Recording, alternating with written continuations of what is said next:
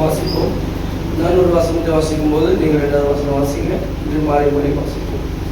கர்த்தாவே, என் சத்துருக்கள் எவ்வளவாய் பெறுகின்றனர், எனக்கு விரோதமாய் எழும்புகிறவர்கள் அநேகர்.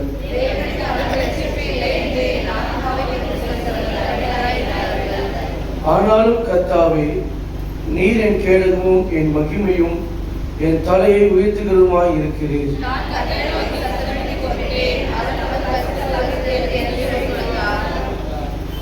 நான் படுத்து நித்திரை செய்தேன், வீழ்த்து கொண்டேன், கர்த்தர் என்னை தாங்குகிறார்.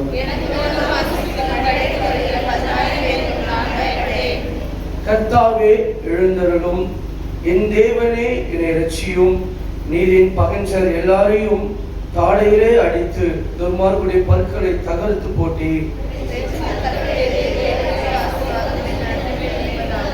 அல்லேலூயா.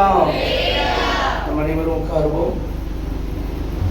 இந்த 3ஆம் சங்கீதத்திலே 4ஆம் வசனத்தை 5ஆம் வசனத்தை நாம் தியானிப்போம். நான் கர்த்தரை நோக்கி சத்தமிட்டு கூப்பிட்டேன், அவர் தமது பரிசுத்த பர்வதத்திலிருந்து எனக்கு செவி கொடுத்தார். நான் படுத்து நித்திரை செய்தேன், வீழ்த்து கொண்டேன், கர்த்தர் என்னை தாங்குகிறார். அல்லேலூயா.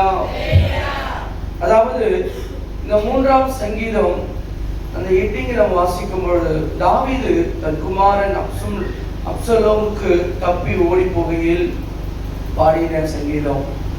அப்ப தாவீதுடைய வாழ்க்கையில தன் குமாரனாகிய அப்சலோமுக்கு தப்பி ஓடி போகையில் பாடியதான ஒரு சங்கீதம். அப்ப இந்த சங்கீதத்துல தாவீதுடைய வாழ்க்கையில தாவீது சொல்கிறார், நான் கர்த்தரை நோக்கி சத்தமிட்டு கூப்பிட்டேன், அவர் தமது பரிசுத்த பர்வதத்திலிருந்து எனக்கு செவி கொடுத்தார். தன்னுடைய சொந்த மகனே தாவீதை துரத்துகிறது நாம் பார்க்கிறோம். தன் சொந்த மகனுக்கு அப்சலோமுக்கு பயந்து தாவீது ஓடி போகிறான், பெருங்காலோடு ஓடி போகிறான், முகம் மூடிக்கொண்டு கண்ணீரோடு அவன் ஓடி போகிறான், மலை மேல ஓடி போகிறான். தாவீதுடைய வாழ்க்கையிலே எத்தனையோ சத்துருக்களை தாவீது சந்தித்து இருக்கிறார். ஒரு பக்கம் சிங்கம், ஒரு பக்கம் கரடியை எதிர்க்க முடிந்தது. தனக்கு முன்பாக கோலியாத்து வந்தாலும் கூட கோலியாத்துக்கு எதிர்த்து நின்றான். அல்லேலூயா. ஆனா தன் சொந்த மகனுக்கு பயந்து அவன் ஓடி போகிறது எவ்வளவோ ஒரு துக்கமான ஒரு காரியம். ஆனால் தாவீதுடைய வாழ்க்கையிலே அவன் ஓடி போகும்போது, அவன் நெருக்கப்படுகிற பொழுது கர்த்தரை நோக்கி கூப்பிட்டான் என்று பார்க்கிறோம். தன்னால் என்ன செய்வது? சத்ருவாத எதிர்த்து நிற்கலாம், ஆனா மகனாயிடுச்சு, எதிர்த்து நிற்க முடியாது.